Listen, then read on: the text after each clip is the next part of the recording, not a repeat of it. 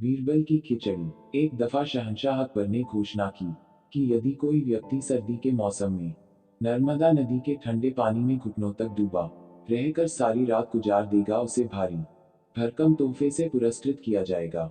एक गरीब धोबी ने अपनी गरीबी दूर करने की खातिर हिम्मत की और सारी रात नदी में घुटने पानी में ठिठुरते बिताई और जहां पनाह से अपना इनाम लेने पहुंचा।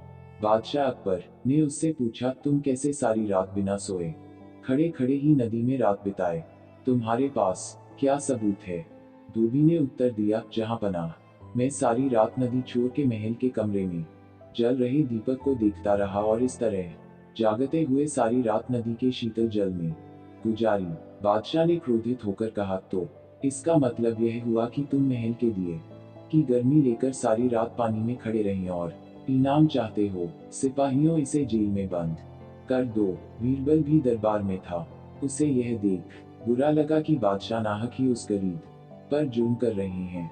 बीरबल दूसरे दिन दरबार में हाजिर नहीं हुआ, जबकि उस दिन दरबार की एक आवश्यक बैठक थी। बादशाह ने एक खादिम को बीरबल को बुलाने भेजा।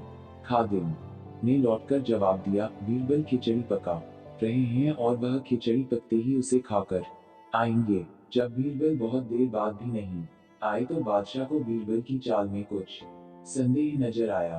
वे खुद तफ्तीश करने पहुंचे। बादशाह ने देखा कि एक बहुत लंबे से डंडे पर एक घड़ा बांधकर उसे बहुत ऊंचा लटका दिया गया है और नीचे जरा सा आग जल रहा है। पास में बीरबल आराम से खटिए पर लेटे हुए हैं।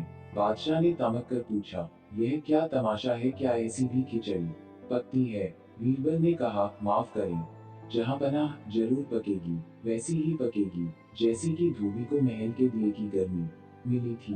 बादशाह को बात समझ में आ गई। उन्होंने बीरबल को गले लगाया और धोबी को रिहा करने और उसे इनाम देने का हुक्म दिया।